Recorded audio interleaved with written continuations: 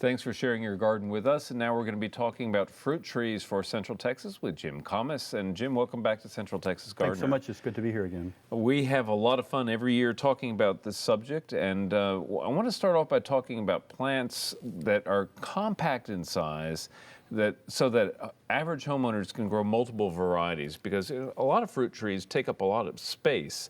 And so, people are kind of hankering to grow multiple things. So they really are. I mean, when we're looking at limited space, a couple of crops come to mind. I mean, blackberries certainly can be grown in a relatively small space. We normally plant them about 3 feet apart, and if you can, so you can put them in a 3x3 box and put something for them to climb on, and they do quite well. Another one we can grow in a relatively limited space are pomegranates. I mean, pomegranates can get quite tall, but they can get a little aggressive too. But you can keep them low with pruning, either in summer pruning or in winter pruning as well. But you can keep them rather compact. Mm-hmm. So blackberries, pomegranates, and what about grapes? I mean, they like to ramble, but they do. You can grow them. Again, we typically grow them on a trellis, and they can be placed spaced 6 to 8 feet apart, and they do quite well. Okay. So as long as they get good sunlight, you can control them. So talking about cultivation on any of these varieties, it's the same for all fruit trees. Lots of sunlight. What's Absolutely. the minimum? Yeah, I mean, occasionally things like raspberries that are not really adapted to our area, if you give them some shade, they'll do better. But most of the crops that are adapted here, they want full sunlight. Full sunlight all day long. That's correct. All right. So, and we're not talking about 6 hours. We're talking about all day. That's right. All right. And soil preparation for the plants that we've just talked about, is it really necessary to prepare beds for these things? Well, it depends on the kind of soil you have. I mean, in a lot of places, the west part of town are relatively rocky and shallow soil. So if you do that, certainly you may want to build an elevated bed. If you give them another 8 inches of soil with some landscape timbers or something, 8 by 8 is plenty for most of our crops. And I would just bring in some organic matter and some good topsoil, and that was enough to supplement them on very shallow sites. All right. So in terms of any other kind of soil amendments besides like the compost or what you're calling topsoil, would you put fertilizer in the ground as No, not really. No, organic matter is probably the greatest thing we can add. As organic matter breaks down, it'll release nitrogen, and nitrogen is the one element we typically add on an annual basis.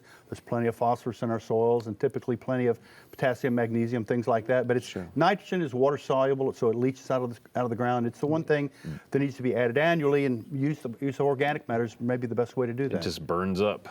It sure does. It burns up and leaches out. Okay, so very basic in terms of soil prep, full sun, got some good small plants. Now let's talk about the trees themselves. A lot of people, in talking about fruit trees, people have begun to understand that for a lot of these plants, you need 2 varieties, pollinators. Yes. And again, just starting with space considerations, a lot of people don't have room for, say, 2 peaches or 2 plums, so they want self-pollinating trees.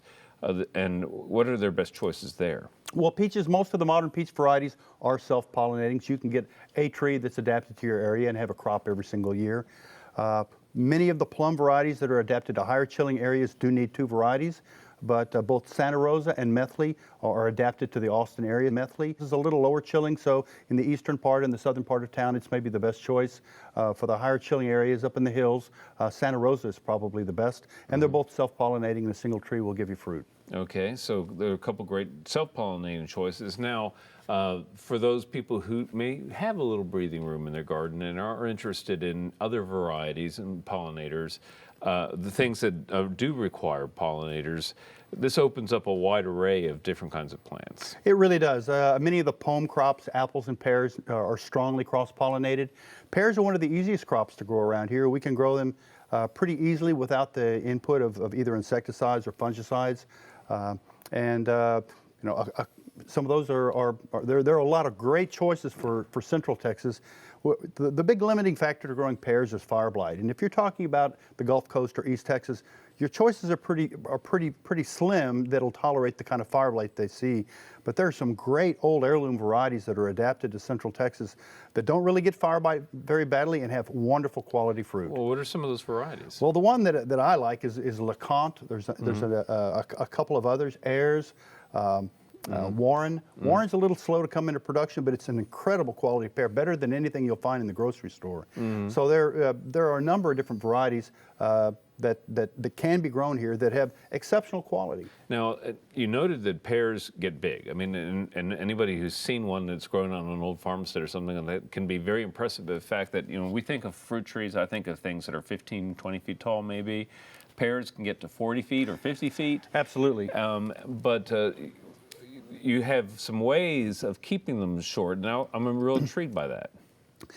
Pears are very strongly apical dominant. They're very erect in growth. And if you'll take a look at some of these old farm places, the house is gone, the fireplace may be in shambles, but the pear tree's still there. Right. So they'll typically grow very vegetatively for a number of years till they set a crop, and then you'll see them bend to the ground. But a way we have of kind of fooling pears into coming into production early and to keeping their stature relatively low is, rather than strongly pruning these pear trees during the wintertime, we're simply taking either weights or twine and bending these long erect canes down to keep them more in a bonsai shape. It dwarfs the pear, it fools them to coming into production earlier, and it keeps them in a confined space. And you can actually, I think this is a brilliant idea, because you can almost treat them, put them on a trellis even, right? Sure, you can espalier them. That's exactly what espalier does. It breaks apical dominance and it dwarfs the tree and keeps it in a confined space. I think that would be a really cool thing to do. I mean, if you grow a pear tree right up against the wall of your house, for example. You can, as long as you get good sunlight. If you're growing it on the south side of a wall, you can, or on the east side of a wall, you get great sunlight penetration, and it does well. And I'm so glad you mentioned the fact that the pears are, for so many people who really just are looking for fruit, doesn't matter what kind, but they want to have something from their own backyard. Pear trees are probably the best bet. It's one of the best. It's one of the easiest to grow.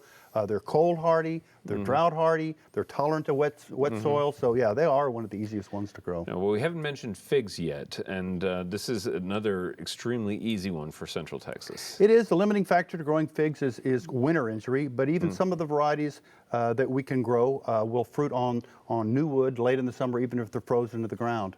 The one variety that we typically grow here is called brown turkey or Texas everbearing.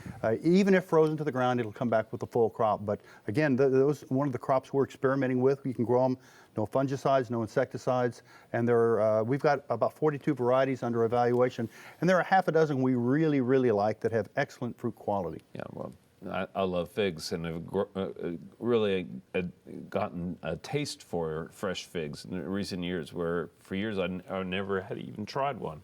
But they're delicious fresh, and there are lots of good ones available now. Let's talk about some cultivation techniques. The best time generally to fertilize fruit trees is when? Well, let's talk about when not to fertilize fruit trees. Okay. Don't fertilize fruit trees at the end of the summer as you're growing into fall, because if you get some rainfall, that nitrogen could trigger some late fall growth that could make the plant winter tender.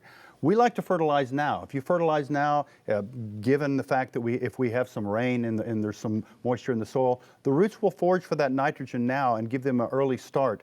They like it during the growing season, but fall and winter is an ideal time for root growth, and you have to have actively growing roots to pick up these nutrients. So application of organic matter now would be a good idea. Organic matter. So you're talking about compost or some source of nitrogen. Yes. Yeah, the plant doesn't really care what source it gets its nitrogen from, but if you're using organic matter, it's released slowly, it's available over a long period of time, and it tends to be more stable than an elemental form. I'm not against using elemental nitrogen, but for homeowners, there's no reason that you can't rely primarily on organic matter. Sure, and it helps the life of the soil more, et cetera, et cetera. Sure. All right, so pruning on fruit trees. For those species that do require pruning, is there a golden rule about when? Yes, as late in winter as possible. And there are a couple of reasons for this. A tree that is pruned will bloom 7 to 10 days ahead of a tree that is not pruned. So if you're trying to escape the risk of spring frost, by delaying pruning, you can actually push back bloom and help yourself escape that spring frost. When to start pruning is a function of how many trees you have. If you have one tree, I like to prune trees during full bloom. You're not hurting the tree at all. You're not losing any leaf area. And the later in the winter we prune trees, the more quickly those pruning wounds heal, and the less susceptible they're going to be to other wood decaying pathogens. Okay. Real briefly, where would you send people if they were interested in learning more about pruning? Our new fruit fact sheets on Aggie horticulture, there are a number of different commodities. There's 15 new fact sheets, and they all have some tips for pruning each of those different things: blackberries, pears, peaches, so forth. All right. Well, Jim, you've done an excellent job. And I know that a lot of people out there are going to be hankering for their mason jars right now, looking for a lot of these different fruit trees as well to grow. So thanks so much for being a part of the program. Pleasure, Tom. Thank you. All right. And coming up next, it's Stephanie.